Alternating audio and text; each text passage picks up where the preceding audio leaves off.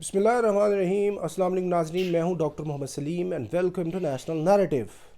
ناظرین، پاکستان کی خارجہ پالیسی کو کیا چیلنجز ہیں، پاکستان کی خارجہ پالیسی کس ڈگر پہ جا رہی ہے، اور پاکستان نے جب سے بنا ہے اب تک پاکستان کی خارجہ پالیسی کے اندر کیا کیا مثبت اقدامات کیے ہیں، اور پاکستان نے اس سلسلے کے اندر کیا غلطیاں کی ہیں، اور موجودہ دور کے اندر پاکستان کی جو فورن پالیسی ہے کیا اس کی سمت درست ہے، کیا پاکستان صحیح طرف جا رہا ہے، یا اس ٹائم بھی پاکستان جو ہے وہ بڑی جو پاورز ہیں ان کا ایک وہ بنا ہوا ہے، مہرہ بنا ہوا ہے، گریٹ گیم کا کہیں حصہ تو نہیں بنا ہوا۔ اور موجودہ دور کے اندر پاکستان کو خارجہ پالیسی کے اندر کن چیزوں کا خیال رکھنا چاہیے، اور آج کے ویلاگ کے اندر ہم ان چیزوں کا جائزہ لیتے ہیں۔ دیکھیں، پاکستان جب بنتا ہے تو بنتے ساتھ ہی پاکستان کو خارجہ پالیسی کے بہت سیریس چیلنجز کا سامنا تھا۔ سب سے بڑا سامنا تو پاکستان کو پاکستان کے ایگزسٹنس کا تھا، کیونکہ پاکستان مارز وجود میں آتا ہے ہندوستان کی جو لیڈرشپ ہے، ہندو زائنسٹ لیڈرشپ ہے، ان کی مرضی کے خلاف، برٹش وہ جو امپائر ہے اس کی مرضی کے خلاف۔ اور اس ٹائم جو انڈین لیڈرشپ ہے، پرائم منسٹر پنڈت جواہر لال نہرو یہ کہتے ہیں کہ پاکستان 6 مہینے قائم نہیں رہ سکے گا، تو وہ کوشش کرنا چاہ رہے تھے جس سے پاکستان کو نقصان پہنچا سکے، اور اس سلسلے میں پاکستان کے اوپر 1948 کی وار بھی امپوز کر دی گئی، لیکن پاکستان نے وار لڑی، اور اس وار کے اندر پاکستان نے فتح حاصل کی، اور آج کا جو موجودہ کشمیر کا علاقہ ہے، مظفر آباد، اور یہ جو آزاد جموں کشمیر ہے، جو سمجھ لیں پورے کشمیر کا جو پاکستان کے پاس AJK ہے، یہ کوئی 40% ہے، یہ اسی وار کے اندر جیتا ہوا پاکستان کا علاقہ ہے۔ تو بنتے ساتھ ہی پاکستان کو دو بڑے چیلنجز تھے کہ پاکستان جو ہے وہ اس ٹائم کی جو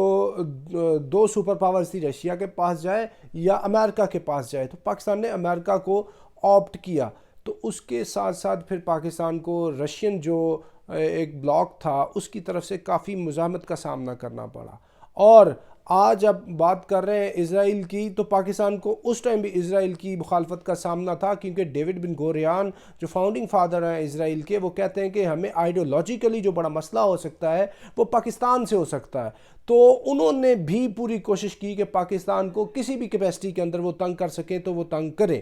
تو جب پاکستان بنتا ہے تو بنتے ساتھ ہی پھر پاکستان کی مجبوری تھی کہ وہ جو امریکہ اور ویسٹرن بلاک کی طرف جائے، کیونکہ پاکستان نے اپنا انفراسٹرکچر ڈیولپ کرنا تھا، پاکستان کو اپنی اکانومی کو بہتر کرنا تھا، اور دنیا کے اندر سروائیو کرنا تھا، اس لیے پاکستان جو ہے وہ امریکن بلاک کی طرف جاتا ہے، اور اس کی وجہ سے پاکستان کو پھر سیٹو اور سینٹو اور یہ جو meadow Baghdad packet, in military packets کی طرف جانا پڑتا ہے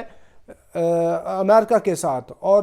دشمنی مول لینی پڑتی ہے USSR کی، اور سم ٹائم چائنا کو بھی پاکستان انوائے کرنے کے قریب چلے جاتا ہے، اور عرب ورلڈ کو بھی مختلف اوقات کے اندر پاکستان جو ہے ناراض کرنے کے قریب چلے جاتا ہے۔ لیکن اللہ کا شکر ہے کہ معاملات اتنے کشیدہ نہیں ہوئے جتنے کہ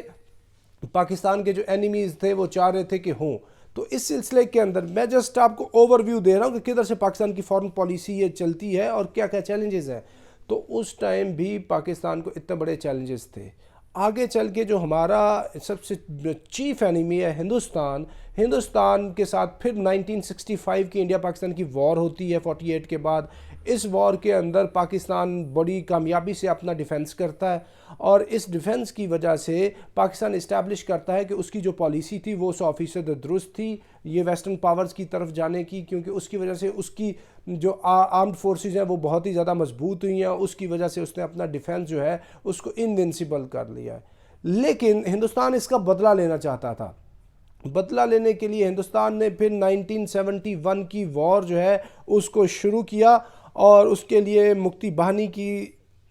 شکل کے اندر ایسٹ پاکستان کے اندر 2 لاکھ جو ہے وہ اپنی فوج بھیجی، اور بنگالیوں کو ٹرین کیا، اور پاکستان کے خلاف اتنی سیریس جنگ لڑی کہ پاکستان کو 2 لخت کر دیا۔ ایسٹ پاکستان علیحدہ ہو گیا، ویسٹ پاکستان علیحدہ رہ گیا، اور یہ پاکستان کی بہت بڑی جب سے پاکستان بنا تھا تب سے لے کے اب تک کی بہت بڑی ناکامی تھی، فورن پالیسی کے لیول پہ، سیکیورٹی کے لیول پہ، ڈیفنس کے لیول پہ، ہر اعتبار سے، اور پاکستان جو تھا فورن پالیسی کے اعتبار سے اتنا اہم کام نہیں کر سکا جتنا اس کو کرنا چاہیے تھا، کیونکہ امریکہ نے کمٹمنٹ دی ہوئی تھی کہ اس کا ایئر کرافٹ کیریئر آئے گا بے آف بنگال میں ٹو ریسکیو پاکستان. نہ وہ آیا، نہ ہی چائنا نے آل آؤٹ آ کے فرنٹ فٹ پہ آ کے کریز کے باہر نکل کے پاکستان کی سپورٹ کی. تو یہ پاکستان کی فورن پالیسی کا بہت بڑا چیلنج تھا. پھر آگے چل کے افغان رشین وار آتی ہے، اور پاکستان اپنی جیو اسٹریٹجی کی وجہ سے بہت اہمیت اختیار کر جاتا ہے اور امریکہ کی مجبوری بن جاتا ہے. تو پھر پاکستان نے کیا کیا کہ امریکہ کو سپورٹ کیا، اور ادھر لگی ہوئی افغان رشین وار کے اندر جو یو ایس ایس آر تھی اس ٹائم کی، اس کو پاکستان کی مدد سے افغانی طالبان نے، افغانی مجاہدین نے ڈس انٹیگریٹ کیا. اس کے اندر امریکن جو پیسہ تھا، پالیسی تھی اور ڈپلومیسی تھی، یہ ساری چیزیں ہوئیں. تو یہ جو پاکستان کی فورن پالیسی تھی اس ٹائم کی، وہ بڑی ہوسٹائل فورن پالیسی تھی. پاکستان نے بہت ایگریسولی یہ کام کیا تھا، کیونکہ پاکستان کو ایک غصہ تو یہ تھا کہ یو ایس ایس آر نے انڈیا کو سپورٹ کیا، ویپن ایمونیشن بھی دیا 71 کی وار کے اندر، اور اس کے علاوہ بھی وہ شروع سے سپورٹ کرتا آیا ہے. تو اب پاکستان کے پاس موقع ہے کہ وہ اپنے جو سکور ہے وہ سیٹل کرے اور رشیا کو ادھر آگے جانے تک ڈیٹر کرے، انڈین اوشن تک. تو اس ٹائم پاکستان کو بہت ہی زیادہ پذیرائی ہوئی ویسٹرن ورلڈ کے اندر، پوری عالمی برادری کے اندر، کیونکہ اس جنگ کے فوری بعد جو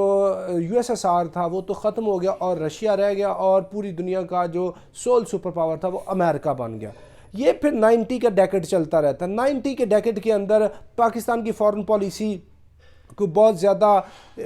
کیا کہتے ہیں کہ وہ اچھی نہیں رہتی، کیونکہ امریکہ کو ابھی پاکستان کی ضرورت نہیں تھی. اس وجہ سے امریکہ یہ کر رہا تھا کہ کبھی پریسلر امینڈمنٹ ہے تو کبھی کون سی سینکشنز ہے پاکستان پہ لگا رہا، کبھی پاکستان کو وہ بات کر رہا ہے کہ جی آپ اپنا میزل سسٹم ڈیولپ کر رہے ہیں، کبھی وہ پاکستان کے اوپر الزام لگاتا ہے کہ آپ القاعدہ کو سپورٹ کر رہے ہیں، کبھی طالبان کی حکومت کی سپورٹ کا الزام پاکستان پہ لگ جاتا. تو اس سلسلے کے اندر پاکستان کو بڑے چیلنجز تھے، کیونکہ یہی امریکہ تھا کہ جو کچھ عرصہ پہلے پاکستان کے نیوکلیئر پروگرام پہ بھی چپ تھا، کیونکہ امریکن چپ اور ایک سائلنٹ سپورٹ کی وجہ سے پاکستان اپنا نیوکلیئر پروگرام ڈیولپ کر سکا 1984 میں، اور اس کے جو اعلان کیا گیا وہ 28 مئی 1998 کو کیا گیا. تو یہ پورا 90 کا ڈیکیڈ ایسے گزرتا ہے. پھر آپ کا ٹائم آ جاتا ہے 9/11 کا. 9/11 ہو جاتا ہے، دنیا کے اندر اتنا بڑا سانحہ ہو جاتا ہے، اور امریکہ چاہتا ہے کہ اس سلسلے میں جو افغانستان کی حکومت ہے طالبان کی، اس کو وہ پنش کرے، اور وہ افغانستان کے اوپر دھاوا بولنا چاہتا ہے. اس سلسلے میں دوبارہ افغان رشین وار کے بعد دوبارہ امریکہ کو یہ وار آن ٹیرر میں پاکستان کی سپورٹ کی ضرورت ہوتی ہے. تو پاکستان تو جیسے بے قرار ہو، جنرل مشرف کی حکومت کو لیجیٹیمیسی بھی چاہیے تھی، ڈالرز بھی چاہیے تھے، اور ہر طرح کی سپورٹ بھی چاہیے تھی، اور اپنے جو پولیٹیکل اوپوننٹس ہیں ان کو فکس بھی کروانا تھا. اس سلسلے میں انہوں نے یہی بہتر سمجھا کہ وہ وار آن ٹیرر کے اندر امریکہ کو سپورٹ کر دیں. تو پاکستان نے سپورٹ کر دیا وار آن ٹیرر کے اندر امریکہ کو. تو پھر پاکستان کی جو فارن پالیسی تھی اس ٹائم پھر پاکستان لائم لائٹ میں آ گیا انٹرنیشنل کمیونٹی میں. امریکہ نے پاکستان کو وہ بہت سپورٹ کرنا شروع کر دیا. لیکن یہ جو سلسلہ ہے، اس سلسلے کا جو وہ ٹائم ہے کچھ زیادہ نہیں، یہ کچھ سال چلا. بعد میں امریکہ اور پاکستان کے آپس میں تعلقات بھی خراب ہونا شروع ہو گئے. دیکھیں، ایک سائیڈ پہ پاکستان نے اپنی ساری ان کو وہ دی ہے، انفراسٹرکچر دیا ہے. پاکستان کا چمن والا بارڈر یوز ہو رہا ہے، تورخم والا بارڈر یوز ہو رہا ہے، پاکستان کی جو سی پورٹس ہیں وہ یوز ہو رہی ہیں، سڑکیں ٹوٹ رہی ہیں. پاکستان نے امریکہ کے لیے اتنی بڑی قربانی دی کہ 75,000 جو ہے شہادتیں دے دیں. پاکستان کو $150 بلین کا نقصان ہو گیا. پاکستان کے اندر suicide attacks, target killings, bomb blast, beheadings اور اس طرح کی اتنی چیزیں ہوئیں اور کہ پاکستان کی تاریخ میں اس طرح کے واقعات نہیں ہوئے. اتنی پاکستان نے دہشت گردی کی جنگ کے اندر قربانیاں دی ہیں کہ اتنی قربانیاں پاکستان کی تینوں جنگوں میں پاکستان نے نہیں دی. 1948 میں 65، 71 اور حتیٰ کہ کرگل، اور اس کے علاوہ چھوٹے موٹے LOC کے اوپر بھی آپ وہ کانفلکٹس کو شامل کر لیں تو ٹوٹل کو ملا لیں تو وہ پھر بھی بہت کم ہے ان شہادتوں سے، ان قربانیوں سے جو پاکستان نے 9/11 کے بعد دی ہیں ان وار آن ٹیرر سپورٹ کے اندر امریکہ کی. لیکن امریکہ نے کیا کیا ہے؟ امریکہ نے یہ کہا کہ ابھی چونکہ ہم ادھر پھنسے ہوئے ہار رہے ہیں، خود ان کی پٹائی ہو رہی تھی طالبان سے، کیونکہ طالبان کے اوپر جیسے امریکہ نے اٹیک کیا 9/11 کے فوراً بعد، تو as a policy, as a strategy, as a military strategy جو طالبان تھے ڈسپرس ہو گئے، اور وہ ادھر اوپر سے ایریل بامبنگ کر رہے ہیں، اور پھر بعد میں انہوں نے گراؤنڈ ٹروپس کو نیچے وہ اتار دیا، اور امریکنز نے یہ اعلان کیا کہ شاید وہ جیت چکے ہیں، لیکن حقیقتاً وہ جیتے نہیں تھے۔ یہ ان لوگوں کو میدان خالی کر دیا گیا تھا ان کے لیے طالبان کی طرف سے، سمجھ لیں ایک طرح کا ٹریپ تھا۔ جب ٹریپ میں امریکنز آ گئے تو پھر ان کو انگیج کیا طالبان نے، جب پٹائی کی ہے تو پھر امریکنز یہ کہنا شروع ہو گئے کہ بھئی یہ جو سارا سلسلہ چل رہا ہے اس میں شاید پاکستان ان کو سپورٹ کر رہا ہے، پاکستان کچھ ایلیمنٹس کو، طالبان کے ایلیمنٹس کو سپورٹ کر رہا ہے، لیکن پاکستان تو سپورٹ نہیں کر رہا تھا۔ معاملہ یہ تھا کہ یہ امریکنز کے لیے نیو لینڈ تھی، یہ گوریلا وارفیئر تھی، لو انٹینسٹی کانفلکٹ تھا، اس کے اندر جو طالبان تھے وہ ماسٹر تھے اور امریکنز جو تھے اناڑی تھے۔ تو اس وجہ سے پھر پاکستان اور امریکہ کے تعلقات خراب ہوئے، اتنے خراب ہوئے کہ 2011 کے اندر انہوں نے پاکستان آرمی کی جو چیک پوسٹ ہے اس کے اوپر بھی حملہ کیا، اور اس کی وجہ سے پاکستان آرمی کا ایک میجر مجاہد شہید ہوا، اس کے ساتھ کچھ جوان بھی شہید ہوئے، اور اس کی وجہ سے پاکستان نے نیٹو کی سپلائی لائن بند کر دی۔ پھر اس ٹائم کی جو اسٹیبلشمنٹ تھی، امریکن اسٹیبلشمنٹ، انہوں نے پینٹاگون نے رابطہ کیا جنرل ہیڈ کوارٹر پنڈی سے اور ریکویسٹ کی، ہلری کلنٹن نے ایک پبلک اپالوجی کی، اور براک اوباما خود اس کے اندر انٹروین انہوں نے کیا۔ پھر پاکستان اور امریکہ کے تعلقات ریوائیو ہوئے، لیکن اس میں کئی مہینے لگ گئے۔ تو یہ پاکستان کی سٹرنتھ بھی ہے فارن پالیسی کی، ہم آپ کو بتا رہے کہ آپ نے جب ڈٹر کرنا ہوتا ہے، آنکھیں دکھانی ہوتی ہے، تو آپ امریکہ جیسی ایک اتنی بڑی سپر پاور کو آنکھیں دکھا دیتے ہیں۔ جب آپ نے لڑنا ہوتا ہے تو پھر آپ USSR جیسی اتنی بڑی اس ٹائم کی سپر پاور کو جو آگے سے ناکو چنے چبوا دیتے ہیں، اور اس کی ڈس انٹیگریشن میں کلیدی رول پلے کرتے ہیں۔ اور اس کے بعد جو سول سپر پاور امریکہ ہے، جب آپ نے اس کو بھی آنکھیں دکھانی ہے تو آپ نے دکھا دی۔ یہ معاملہ چل رہا تھا، اور پیرالل پاکستان کی جو فارن پالیسی تھی اس کو اتنے سیریس چیلنجز تھے کہ انڈیا،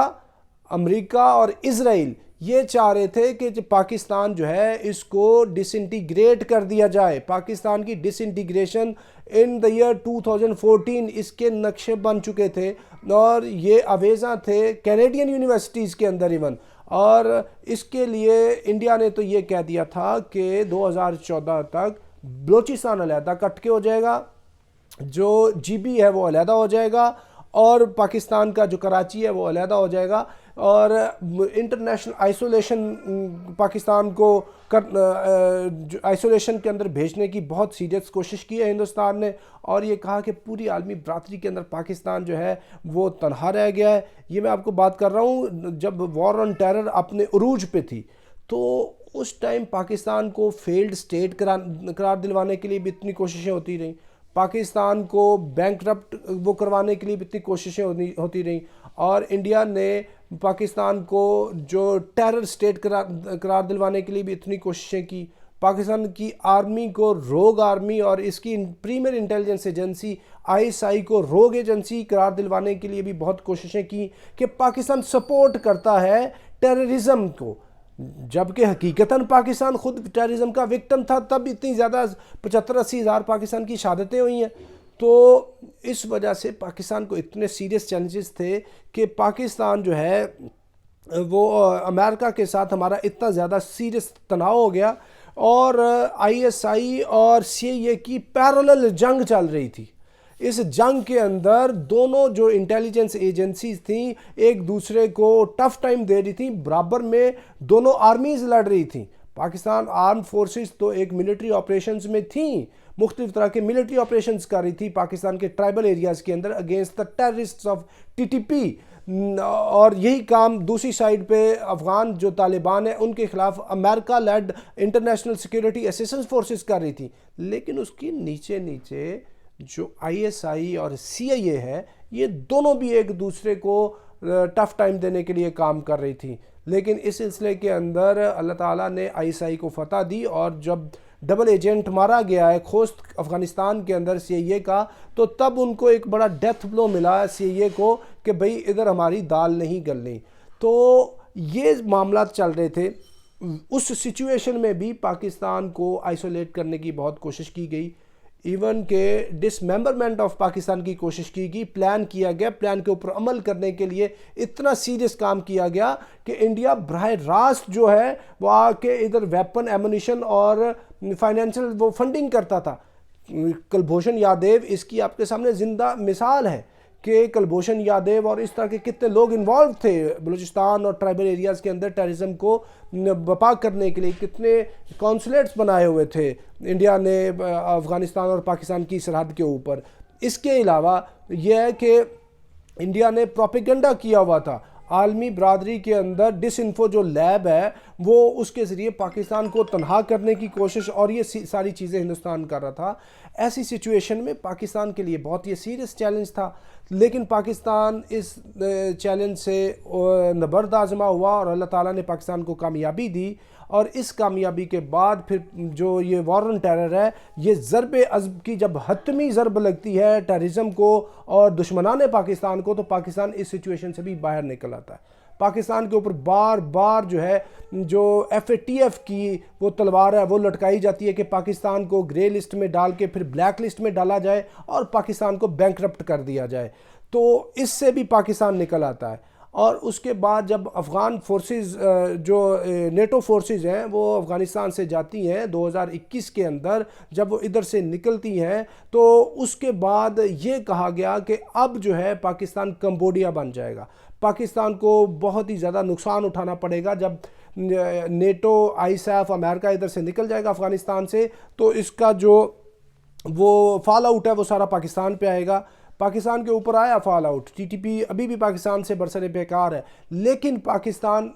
موجود ہے، پاکستان کو کوئی بھی نقصان نہیں پہنچا، اور پاکستان انٹرنیشنل کمیونٹی میں بہت ہی وائبرنٹ طریقے سے موو کر رہا ہے۔ آپ دیکھیں ہندوستان نے واویلا مچایا ہوا تھا کہ وہ پاکستان کو آئسولیٹ کر دے گا، پاکستان تنہا رہ گیا، لیکن حقیقتاً پچھلے اتنے سالوں میں آپ دیکھیں تو ہندوستان آئسولیٹ ہو کے رہ گیا، اس کی فارن پالیسی ٹھیک نہیں چلی۔ ہندوستان کی فارن پالیسی، آپ چائنا، یہ جو میکموئن لائن ہے اس کے اوپر اس نے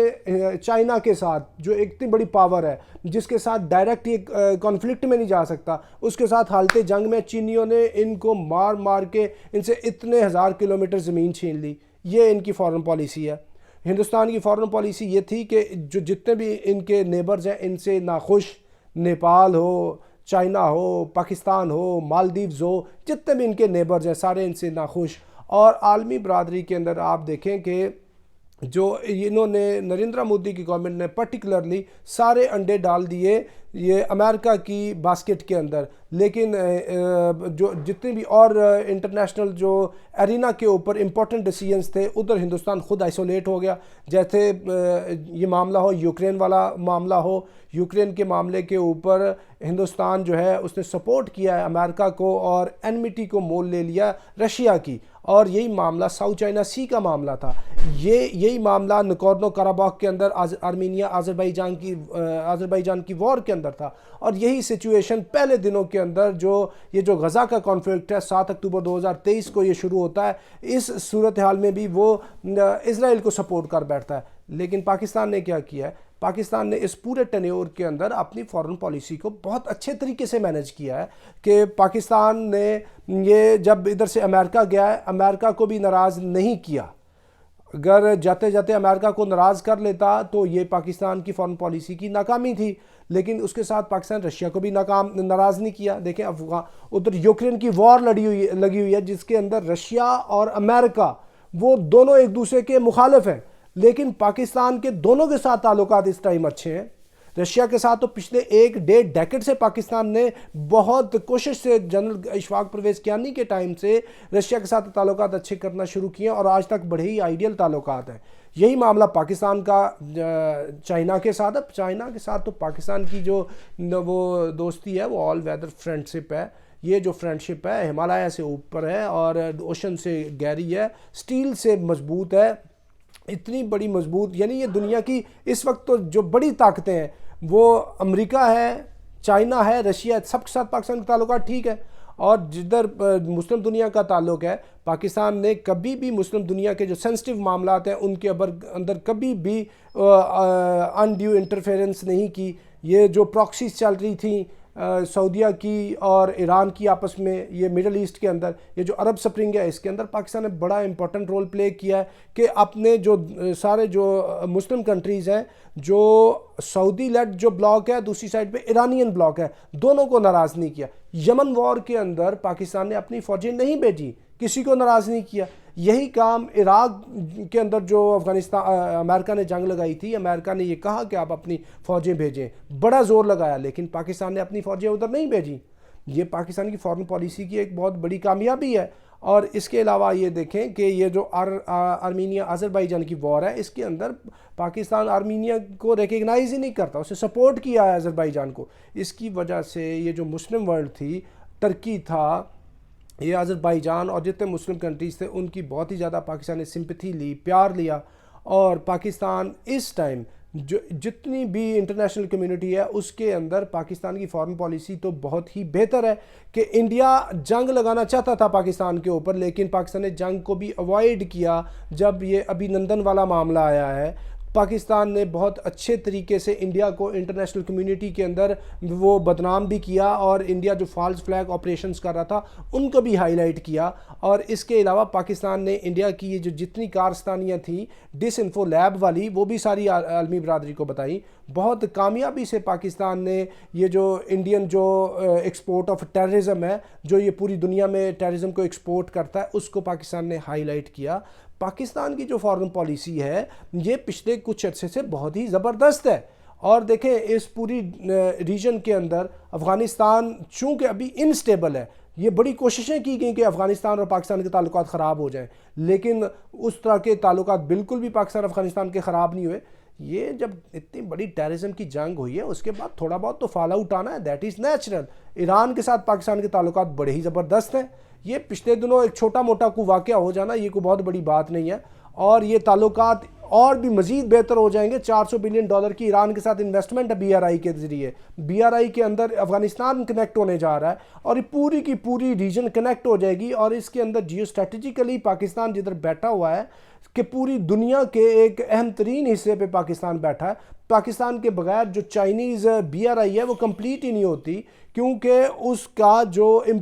سب سے امپورٹنٹ وہ سیگمنٹ ہے وہ سی پیک ہے، اور سی پیک کے ماتھے کا جھومر گوادر ہے، دیٹ از آل ان پاکستان۔ اور اس ساری صورتحال کے اندر آپ دیکھیں کہ پاکستان نے سری لنکا کے ساتھ ہمارے بڑے آئیڈیل ریلیشن ہیں۔ ریجن کی آپ بات کریں تو ریجن کے اندر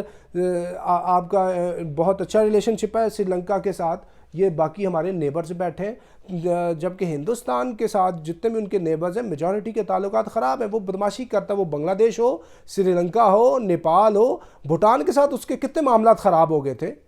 تو معاملہ یہ ہے کہ اب بھی پاکستان کی جو فارن پالیسی ہے وہ بڑی زبردست ہے۔ پاکستان کے اوپر الزام لگایا گیا کہ جی رشیا کے خلاف انہوں نے یوکرینینز کو ویپنز دیے ہیں تو شاید رشیا اور پاکستان کے تعلقات خراب ہو جائیں۔ یوکرین کی وار کی بات ہے، لیکن خراب نہیں ہوئے۔ یوکرین کے اندر پاکستان نے جو ہے وہ ہیومینیٹیرین گراؤنڈز کے اوپر ایڈ بھی بھیجی ہے، اور یہ چیزیں بھی کی ہیں، اپنے ڈاکٹرز بھی بھیجے ہیں۔ تو انٹرنیشنلی جتنا کچھ ہو رہا ہے اس کے اندر پاکستان تو بہت ہی زبردست طریقے سے پلے کر رہا ہے۔